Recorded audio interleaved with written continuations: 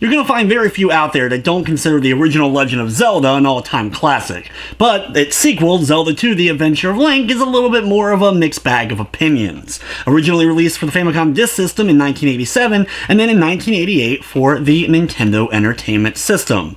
The thing is though, even with all of the mixed opinion, is Zelda 2 still worth playing?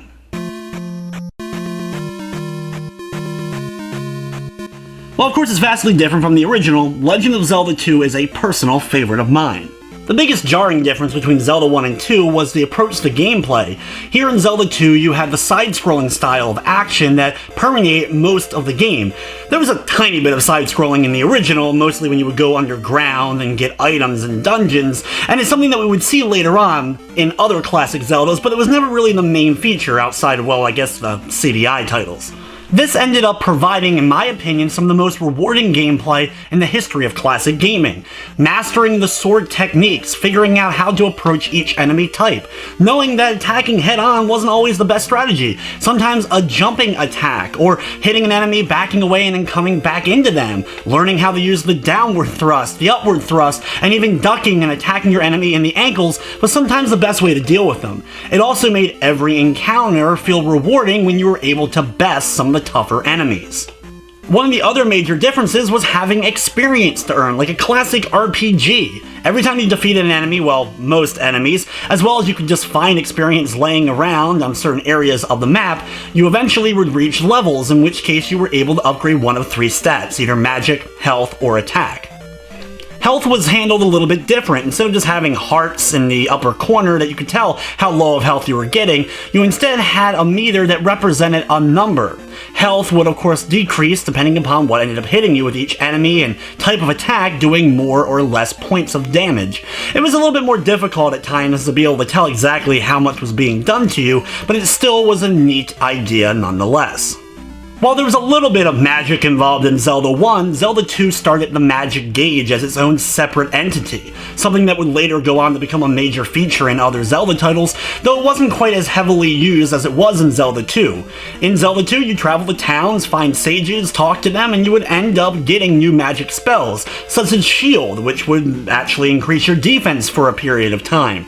You would have the ability to morph into a fairy and fly around, which would allow you to get to higher platforms or get into certain areas that you were unable to get to before. In fact, also allowed you to cheese it a little bit in dungeons by being able to fly through keyholes, so you didn't have to find quite as many keys. You had an ability to jump higher up by using the jump spell, Reflect, that you could bounce back enemy projectiles, and in fact you needed to do so for one boss in particular. The Thunder spell, which was extremely powerful, killing everything on screen, and you needed it in order to defeat one of the final bosses of the title.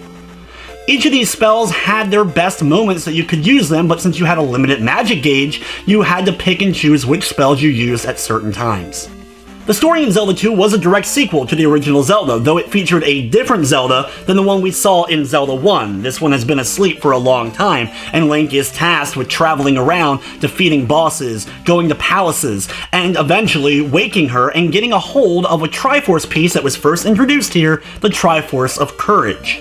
Certain elements of the story would go on to become part of Zelda lore, such as the idea of Ganon being able to resurrect. You never actually see Ganon outside of the game over screen here in Zelda 2, but he's still a major force to be reckoned with in the title, with your death meaning that Ganon would end up coming back to life.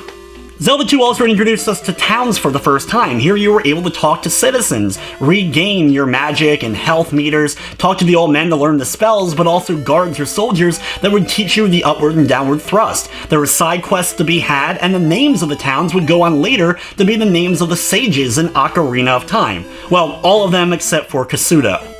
For all its differences though, Zelda 2 had plenty of stuff that still was very much reminiscent of the original, such as the temples or palaces that you would travel to, go through, find keys in order to unlock doors, plenty of secrets and dead ends, as well as lots of enemies and bosses to battle throughout the course of it. You would find items in these dungeons that would go on to aid you as far as the progression, being able to make it to the next dungeon, usually by whatever item you ended up finding in the previous palace. And while it was a little bit disappointing that you couldn't use the items as much to aid you as far as being able to battle with them, instead the spells are usually what ended up helping you out in battles much more so, you still had staples such as the whistle or flute-like item, you had the raft, other boots, and of course a candle to help you see in the darkness. The secrets alone were plentiful in the game, such as being able to walk on the water to get to a palace located on a small island, using the whistle in order to take out the river devils that travel along that path, or using the hammer to break open rocks that not only would allow you to get through areas, but also give you a little bit of a shortcut so you didn't have to go through the same areas over and over again. One of the biggest downsides with Zelda 2 was always in the life system. When you would end up running out of lives, it was game over. You would keep the experience and items and progress you made, but your experience would go back down to 0. You would also start back off at the original palace where Zelda slept, so you had to do a lot of backtracking over and over again to get back to wherever you left off, and this included in dungeons. Well, outside of the final dungeon. Thankfully, the hardest dungeon in the game, the last one, once you made it there, when you died and game over, you just had to start back there. Another interesting element that wasn't seen all that often was random battles.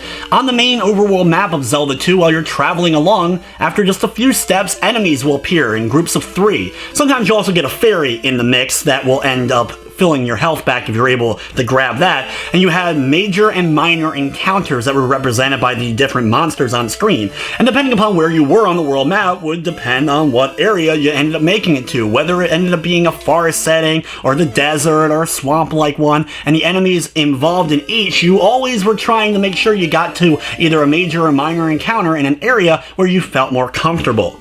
Another element of Zelda 2 that I love is with the enemies, a lot of which we would not go on to see again, though there were plenty of fan favorites involved as well. My favorite enemies for sure are the ones that you really felt like you were doing a sword battle against, whether they be the axe-wielding Dairas, the dinosaur-like guys, or you would have the Garus, aka the lizards, that would end up battling you with various weapons or being a little bit of jerks by hanging on top of a fence and throwing down items towards you. You had the Parutamu, or the skeleton-like guys that were a little bit tougher than the stuff like the Stalfos, though those would end up making an appearance as well in the game, and the really challenging Fukas and the final great palace of the game. These bird soldiers really ended up putting up a great fight.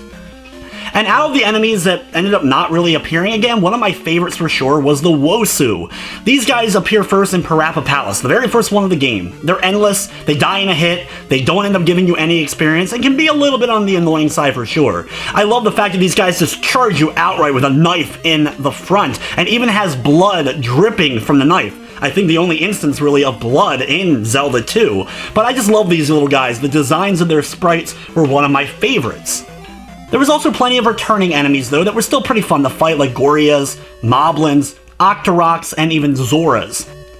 One enemy that would then become a major part of Zelda in later years was the Iron Knuckle, and this was the first iteration of them that we ended up getting to see, though the Dark Nut from the original Zelda 1 is similar in some ways.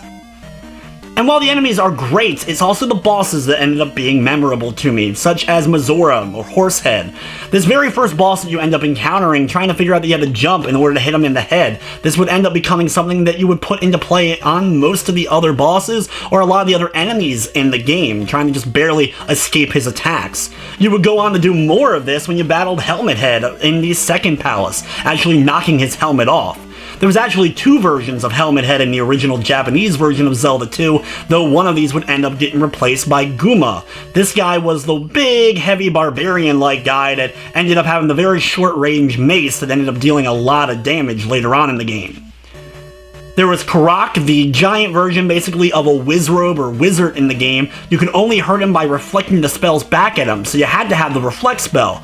Knowing this was hard enough, but then trying to actually get around in the room as he teleported all over the place and being able to hit him back was a pretty challenging experience. You also had the very challenging Barba, the fire dragon, popping out of multiple pits, easy to get knocked back into one of these pits, spitting fireballs at you, coming out at different lengths so it was hard to actually deal damage to him, as well as clearly would be the inspiration for later Legend of Zelda bosses like Volvagia. Then, of course, the final 2 bosses of the game, Thunderbird first up. This imposing force dealt a lot of damage, was hard to kind of get a hold of being able to get underneath and actually dodge its attacks, while eventually jumping up in order to deliver damage. You could only initially do damage by having the Thunder spell, and since it required so much magic, using any magic during the course of the final dungeon was not necessarily the best strategy, thus making Thunderbird a very challenging fight. And if you're able to survive that, of course, then we had the first ever incarnation of Dark Link, known as Link's Shadow in this version officially. This version of Link would put up one of the best, most difficult, but rewarding battles in all of Legend of Zelda. Of course, you can cheese the fight by ducking in the lower left corner and just stabbing him constantly as he comes towards you, but fighting him one-on-one is a fight that's well worth at least giving a try too.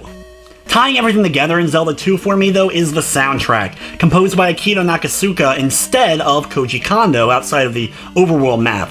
But some of this music is just absolutely some of the best, whether it be the Palace theme that would go on to get remixed and redone several times in Zelda, including, of course, in Super Smash Bros. Melee for the Temple level, but the opening title screen is one of my favorite songs of all of 8-bit music.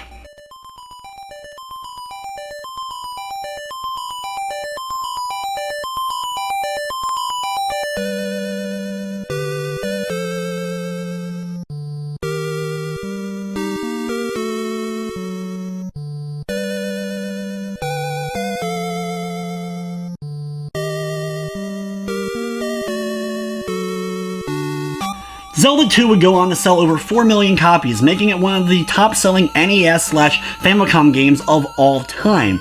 It hasn't seen as many re-releases as some of the other Zelda titles. It got a Grey Cart version in 1992 for the NES, as well as would be part of a compilation for the Nintendo GameCube with many other Legend of Zelda classic titles. It would be re-released as the NES Classic series on the Game Boy Advance, and of course is also part of all the Nintendo Virtual Consoles, Wii, Wii U, 3DS, and I'm sure down the road for the Nintendo Switch. Zelda 2 is a challenging game, but it's one that when I finally completed it, still stands out as one of my favorite moments of completing any classic game. Is it still worth playing today? In my opinion, it's well worth trying out if you've never messed with it before. Just know what you're getting into, that it's a different kind of game. If you're someone who's always disliked it, maybe it's worth putting in and trying to give it another look with a fresh perspective. It's one of those ones that I found many gamers hated back in the day when they first played it, but if you play it now, you may see the subtleties of why it ends up being one of my personal favorite titles. But anyway guys, that's gonna wrap up this retro review. I'd like to thank you for watching, and of course I hope you enjoyed.